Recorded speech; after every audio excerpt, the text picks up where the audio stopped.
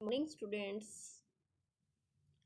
आज हम इंश्योरेंस का लास्ट चैप्टर पढ़ेंगे, इंश्योरेंस इंटरमीडियरीज। इंटरमीडियरीज का तो आपको पता ही है कौन होता है। वो मिडल मैन होता है जो दो व्यक्तियों के बीच काम करता है। इसमें वो दो पर्सन कौन है हमें देखने हैं कि वो दो पर्सन कौन है। इसमें जो हमारा बीमित पर्सन होता है इसको हम क्या बोलते हैं, इंश्योर्ड।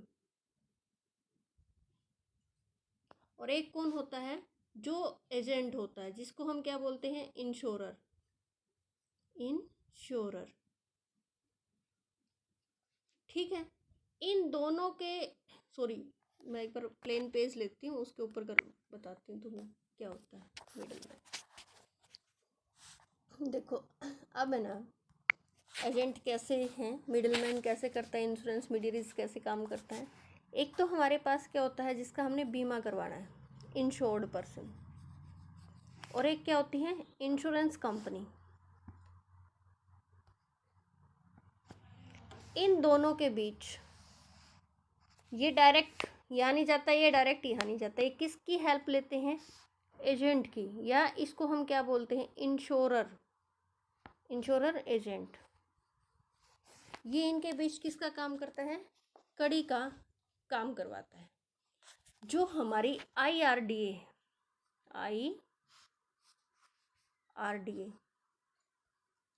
ये क्या देती है इनको, लाइसेंस अवेलेबल करवाती है। इसके ऊपर कंट्रोल रखा जाता है। कौन सा एक्ट हमारा, 2002 जो एक्ट है उसके द्वारा कंट्रोल रखा जाता है। पर्सनली या जो हमारे नैगमिक इंश्योरेंस एजेंट हैं उनको भी IRDA के द्वारा ही लाइसेंस दिया जाता है। जो मीडिएटर होते हैं प्रोडक्ट की टोटल लाइफ टाइम में सेल से लेकर क्लेम तक बहुत ही इम्पोर्टेंट भूमिका अदा करते हैं। अब ये कहोगे कि प्रोडक्ट क्या है, सेल क्या है, क्लेम क्या है, ये तो हम इतना पढ़ चुके हैं, इसका बारे में तो आप लोगों को पता ही होगा क्या है ये सब चीज़ें। ये क्या होता है, प्रोडक्ट हमारी जो पॉलिसी होती है उसको ही हमने प्रोडक्ट मानते हैं। वही हमारे लिए क्या होता है, एक प्रोडक्ट होता है, उसी को खरीदना बेचना ये सारे काम करने होते हैं। ये एक इंश्योरेंस एजेंट के होते हैं जिसको हम मीडिएटर बोलते हैं। अब देखो,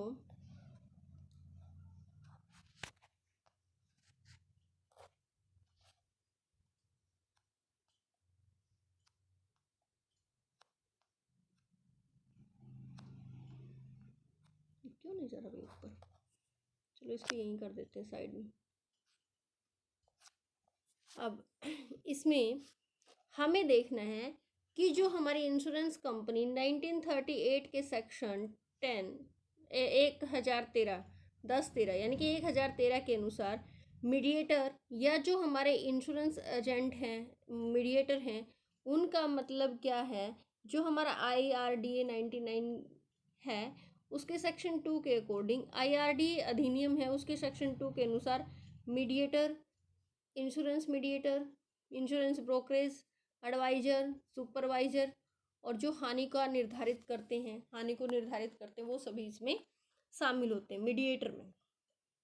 क्लियर है, इसमें कौन कौन शामिल होते हैं, हमने देखा मीडिएटर, इंश्योरेंस मीडिएटर के जो बीमा के दलाल हैं, बीमा के सलाहकार हैं, सर्वेक्षण है, सुपरवाइजर है जो हानि को, लॉस को डिटर्मिनेशन करता है।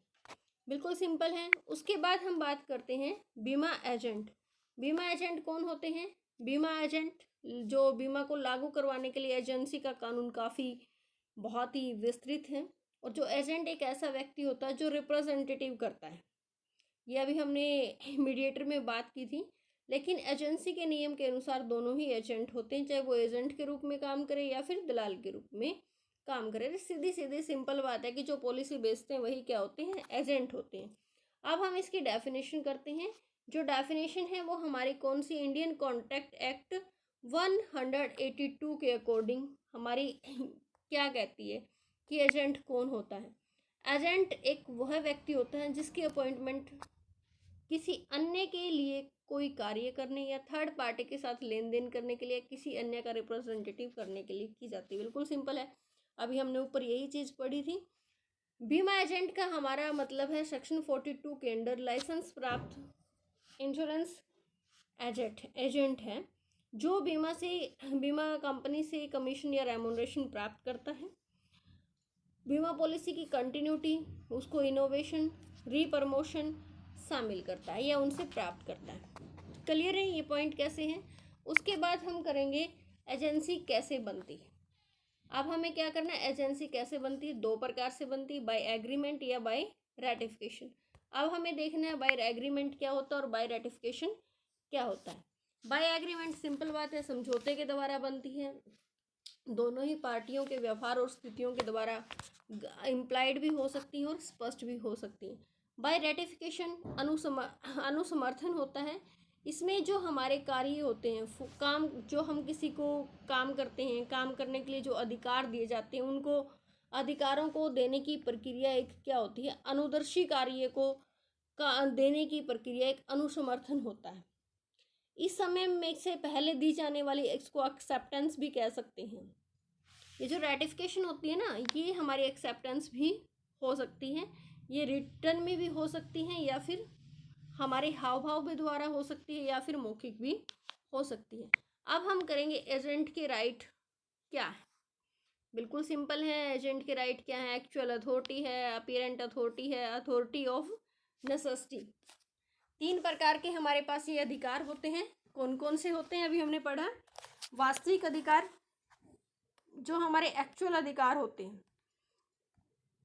एक्चुअल अथॉरिटी जो हमारी होती है। एक्चुअल अथॉरिटी हमारी कौन सी होती है? देखो भाई, इसको हम इम्प्लाइड अथॉरिटी भी बोल सकते हैं। जो हमारी एक्चुअल अथॉरिटी होती है, इसको हम इम्प्लाइड अथॉरिटी, गर्भित अधिकार भी हम इसको कह सकते हैं। ये जो अधिकार हैं हमें प्रदान किया जाता है, हम जिसकी ओर से कार्य कर सकते हैं, जो हमें देगा उसकी ओर से हम कार्य कर सकते हैं। दूसरा होता है अपीरेंट अथॉरिटी, स्पष्ट अधिकार। इसको हम प्रत्यक्ष अधिकार भी कहते हैं। एक ऐसे व्यक्ति को दर्शाता है कि एक सामान्य आदमी ये समझ जाएगा कि इस एजेंट को ये काम करने का अधिकार है। थर्ड पार्टी के सामने अगर कोई पर्सन दर्शाता है कि एजेंट उसकी ओर से बोल रहा है या उसकी ओर से काम कर रहा है, या जो प्रधान है एजेंट के द्वारा किए जाने वाले काम के लिए रिस्पॉन्सिबल होगा, तो वो क्या है, जो प्रधान होता है, जो प्रिंसिपल होता है, एजेंट के द्वारा कोई भी काम किया जाता है उसके लिए बाउंड होता है। उसके बाद है आवश्यकता के समय पर अधिकार, अथॉरिटी ऑफ नेसेसिटी। इस अधिकार की उत्पत्ति आवश्यकता के, जब हमें ज़रूरत होती है उस टाइम पड़ती है। जैसे जहाज मास्टर के अधिकार होते हैं, सामान को बेचने के लिए जो जहाज मालिक की ओर से प्रयत्न किया जाता है। आपातकाल में जो हमारी इमरजेंसी सिचुएशंस होती हैं, उन सिचुएशंस में एजेंट को जो अधिकार मिलते हैं उसको बोलते हैं अथॉरिटी ऑफ नेसेसिटी।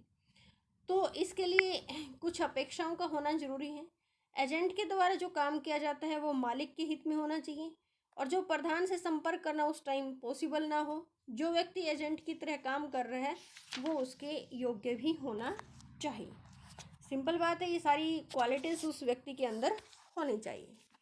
उसके बाद हम बात करते हैं, हमारे पास क्या है, agent, duties owned by agent. Agent की ड्यूटी क्या क्या होती है, अब देखते हैं कौन कौन सी ड्यूटीज़ होती हैं। सबसे पहले है आज्ञाकारी और अपने दायरे में काम करना। ओबीडियंट होना चाहिए, अपने दायरे में काम करना चाहिए, अपने अधिकारों की सीमा में रहकर काम करना चाहिए, अधिकारों से बाहर काम नहीं करना चाहिए। अगर वो अधिकारों से बाहर काम करता तो वो खुद रिस्पॉन्सिबल है। डेलीगेशन ऑफ अथॉरिटी, एजेंट तब तक किसी भी अन्य पर्सन को अपने अधिकार या रिस्पॉन्सिबिलिटी रिप्रेजेंटेटिव नहीं कर सकता जब तक रिप्रेजेंटेटिव करने का अधिकार उसको प्रदान ना हो। उसके बाद है आवश्यक सावधानी और निष्ठता, ड्यू केयर एंड डेलिगेंस। डेलिगेंस के साथ कोई भी पर्सन कंप्लीटली स्किलफुल नहीं हो सकता, मतलब कोई ना कोई mistakes as a human being हो ही सकती है।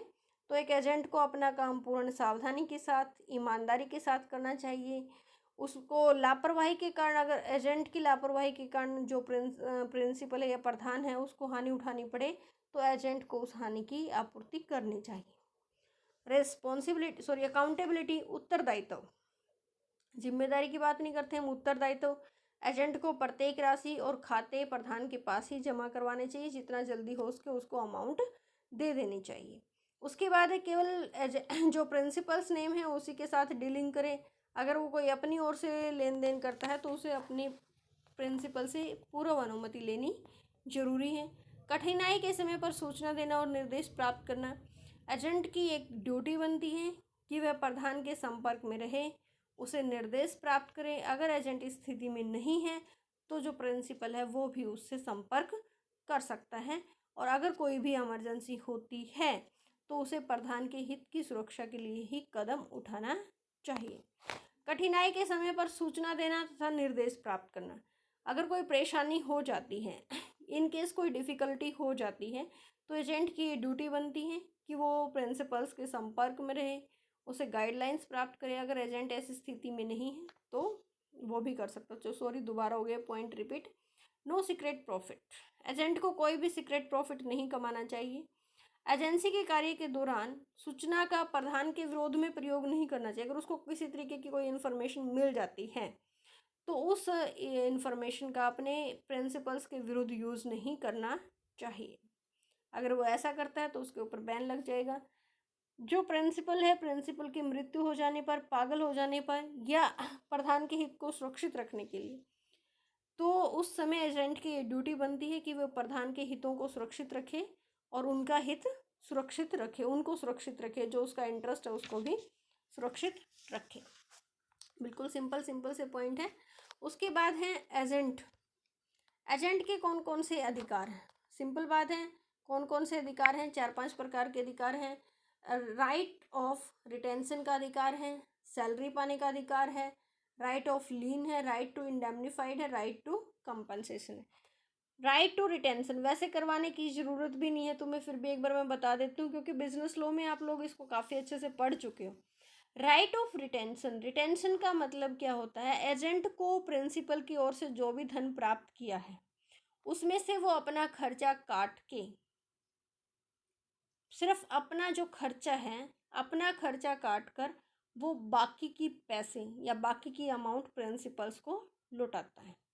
अगर चाहे तो वो कमीशन भी रख सकता है, इससे ज़्यादा वो अमाउंट अपने पास नहीं रख सकता। सिर्फ यही अधिकार है, वो अपनी कमीशन की राशि काट सकता, वो अपने खर्चों की राशि काट सकता है। सेकंड है रेमुनरेशन। एजेंट को अपनी सेवाओं के बदले रेमुनरेशन प्राप्त करने का अधिकार है। वो तभी अधिकार है जब वो उस काम को पूरा कर देगा जिस काम के लिए उसे रेमुनरेशन मिलना है। अगर एजेंट कोई गलत व्यवहार करता है तो वो अपना जो रेमुनरेशन है वो पाने का अधिकारी नहीं होगा। राइट ऑफ लीन, लीन का तो हमें पता है, एजेंट होता है वो लीन में कुछ टाइम पीरियड के लिए हमारी एसेट्स उसके पास होती हैं। एक एजेंट को प्रिंसिपल्स की एसेट्स पर स्पेशल गहन का अधिकार प्राप्त होता है। एजेंट जब तक प्रिंसिपल्स की वस्तुओं, कागजों या कोई भी संपत्ति अपने पास रख सकता है जब तक उसे उसकी अमाउंट्स, उसके खर्चे की अमाउंट, कमीशन की, रेमुनरेशन की नहीं मिलती। इंडेमनीफाइड का अधिकार है। एजेंट को प्रिंसिपल द्वारा उन सब रिजल्ट्स के लिए कॉम्पनसेशन का अधिकार प्राप्त है जो उसके द्वारा प्रिंसिपल्स के रिप्रेजेंटेटिव के रूप में उसने वैधानिक कार्यों के कारण किए। मुआवजा पाने का अधिकार है, कॉम्पनसेशन पाने का भी अधिकार है। अगर प्रिंसिपल की किसी लापरवाही के कारण एजेंट को कोई चोट लग जाती, हम कहते हैं कि एजेंट को प्रिंसिपल्स के विरुद्ध कुछ नहीं करना, तो उसी हिसाब से उसका भी कुछ अधिकार बनता है, प्रधान का भी कुछ अधिकार बनता है। तो उसको अगर मान लो उस दौरान हमारे एजेंट्स को कोई चोट लग जाती है या किसी तरीके की कोई परेशानी आ जाती है तो उसका कॉम्पनसेशन पाने का अधिकार है। नेक्स्ट पॉइंट है हमारा procedure for becoming an agent. एक एजेंट बनने की प्रोसेस क्या होती है? अब हमें ये देखनी है कि एक एजेंट बनने की प्रोसेस क्या होती है। जो हमारा बीमा अधिनियम 1938 का सेक्शन 42 है, ये एजेंट के लाइसेंस के लिए होता है। ये कौन बनाता है? अभी लाइसेंस कौन देता है? IRDA। कौन देता है? IRDA देता है। हमें क्या करना पड़ेगा? Satisfy the pre requisites.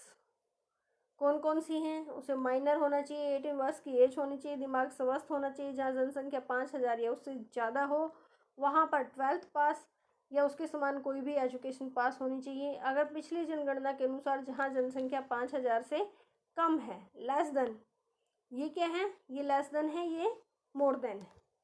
तो 10th पास, 5,000 से ज़्यादा है तो 12th पास, 5,000 से कम है तो 10th पास। विश्वासघात करने, धोखा देने, चोरी करने या कोई अपराध करने की कोशिश में उसे अपराधी ना पाया गया।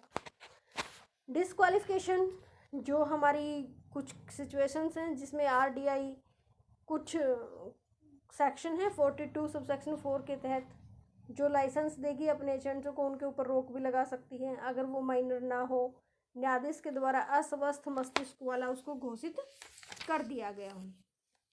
उसके बाद है, हम नेक्स्ट पॉइंट पे आते हैं डिस्क्वालिफिकेशन के। उसमें क्या है, अगर वो एक आपराधिक, किसी तरीके के आपराधिक षड्यंत्र में पाया जाता है, उसके लिए उसको अपराधी घोषित कर दिया जाता है। अगर वह बीमाकर्ता या बीमित के विरुद्ध किसी धोखे, बेईमानी या मिस स्टेटमेंट का दोषी पाया जाता है, उसके पास ट्रेनिंग ना हो, या अगर ट्रेनिंग है तो उसके पास 12 महीने से ज़्यादा की ट्रेनिंग ना हो, कंपनी या फर्म की दशा में अगर पार्टनर या डायरेक्टर या ऑथोराइज्ड ऑफिसर के पास क्वालिफिकेशन या जो टेस्टिंग, जो एक्सपेरिमेंटल टेस्टिंग है वो ना हो। उसके बाद है, फर्स्ट पॉइंट तो हमारा क्या था कि किस तरीके से हम प्री रिक्विजिट्स को पूरा करते हैं। सेकंड पॉइंट हमारा क्या है, जो हमारे डॉक्यूमेंट है, सबमिशन ऑफ फॉर्म भरेंगे, डॉक्यूमेंट के साथ जो भी डॉक्यूमेंट लगाने हमें वो देंगे। इसमें हायर एजुकेशन क्वालिफिकेशन, एज का सर्टिफिकेट, पहचान का, पते का, 250 रुपये फीस। उसके बाद क्या है, ट्रेनिंग। जो कंपनी होती है ट्रेनिंग देती है, वो ट्रेनिंग कितनी होती है, 50 घंटों की। कितनी होती है, 50 घंटों की ट्रेनिंग होती है और उसको कितना शुल्क देना पड़ेगा, 350 रुपये उसको फीस देनी पड़ेगी। उसके बाद 100 रुपये का जो फंड होता है उसका रजिस्ट्रेशन नंबर और 250 रुपये उसकी फ़ीस के लिए, IRD के लिए। अब उसको लाइफ इंश्योरेंस या जनरल इंश्योरेंस के लिए 50 घंटे का ट्रेनिंग लेना ज़रूरी है। जो ये ट्रेनिंग लेगा उसके लिए उसको क्या मिलेगा, सर्टिफिकेट मिलेगा। कंबाइंड एजेंट के रूप में काम करने के लिए भी जो एप्लीकेशन की मान्यता प्राप्त संस्था में 75 घंटे, अब कितना है, 75 घंटे का जीवन बीमा और सामान्य बीमा, उसमें ट्रेनिंग प्राप्त करनी पड़ेगी। अगर एक सिंगल लेता है तो 50 घंटे, दोनों का लेता है तो कितना हो जाएगा हमारा, 75 घंटे।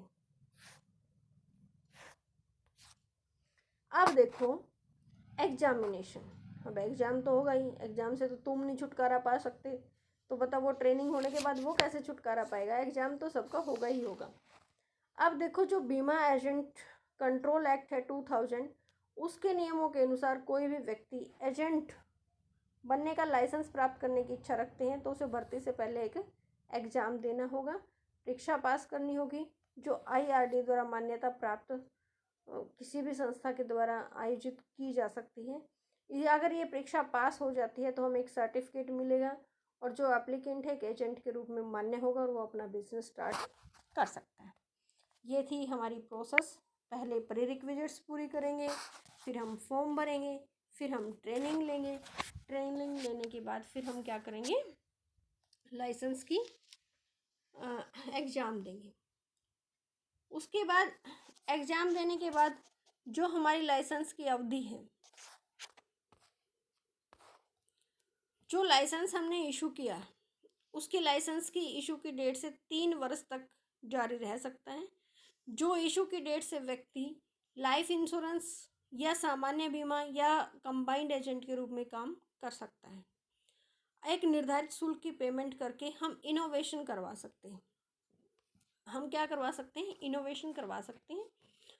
अगर आवेदन लाइसेंस अवधि के समाप्त होने के 30 दिन पहले किया गया था तो 125 रुपये शुल्क देके, अगर 30 दिन पहले और समाप्ति की डेट के बीच किया जाता है तो 225 रुपये जो फीस है वो ड्यू होगी। ये 2 पॉइंट थे। अगर एप्लीकेशन लाइसेंस के समाप्त होने की डेट और 1 वर्ष बाद तक कर सकते हैं तो उसके ऊपर कितना खर्च आएगा हमारा, 875। फर्स्ट पॉइंट में 125, 225, 125 30 दिन से पहले, 225 30 दिन से पहले और समाप्ति की डेट, और समाप्ति की डेट के बाद 1 वर्ष से पहले तो 875 रुपये। ये पॉइंट्स क्लियर है सबका। उसके बाद हमारा एक छोटा सा पॉइंट बच गया, बस ज़्यादा बड़ा नहीं, कि जो हमारा लाइसेंस है, लाइसेंस के बिना कार्य करने पर हमारे ऊपर जुर्माना हो सकता है। तो वो जुर्माना कितना हो सकता है? 500 रुपीज़ तक हो सकता है। अगर कोई भी इंश्योरेंस इस प्रकार किसी पर्सन को काम करने की अनुमति देता है तो उसके ऊपर भी फाइन होगा, उसके ऊपर 1000 रुपये तक हो सकता है। अगर कोई कंपनी या फर्म बिना लाइसेंस के काम करती है तो उसका डायरेक्टर, पार्टनर, सेक्रेटरी, जो दूसरे ऑफिसर हैं, उनके ऊपर 5000 रुपये तक का जुर्माना हो सकता है। उसके बाद जो हमारी लाइसेंस है, लाइसेंस अगर खो जाता है, नष्ट हो जाता है या डिस्ट्रॉय हो जाता है तो उसकी फ़ोटोकॉपी जो IRD है वो इशू कर सकता है। उसकी फ़ीस कितनी होगी? 50 रुपये तक होगी। लाइसेंस को हम कैंसिल करवा सकते हैं, सस्पेंशन, टर्मिनेशन, रिवोकेशन कैसे करवा सकते हैं?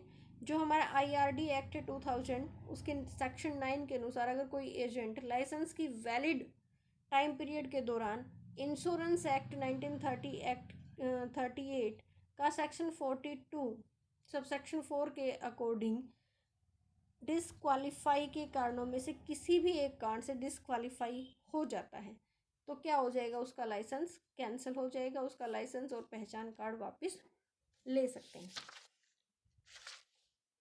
ठीक है। अब किन किन सिचुएशंस में हम लाइसेंस को समाप्त कर सकते हैं, हमें ये देखना है कि किन किन सिचुएशंस में हम लाइसेंस को समाप्त कर सकते हैं। तो हमारे पास सिचुएशंस दे रखी हैं, कौन कौन से सिचुएशंस हैं। अब हम वो सिचुएशंस देख लेंगे। तो देखो कौन कौन से सिचुएशंस हैं। 14 सिचुएशंस दे रखी हैं।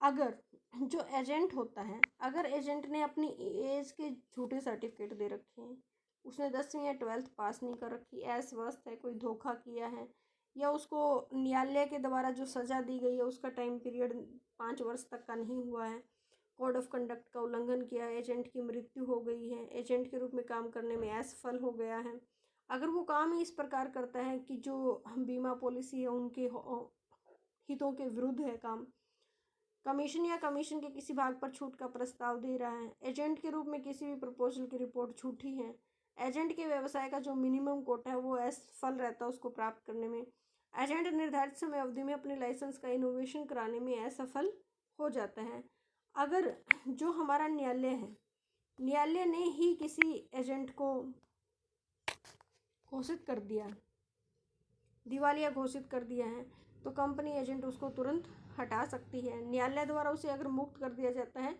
तो उसको दोबारा से एजेंट करार दिया जाता है, मतलब उसको एजेंट बना लिया जाता है। अगर उसी एजेंसी वर्ष के 2 वर्षों के अंदर उसको फ्री नहीं किया जाता न्यायालय के द्वारा जिसमें घोषित किया जाता, तो उसकी जो अपॉइंटमेंट है वो कैंसिल हो सकती है।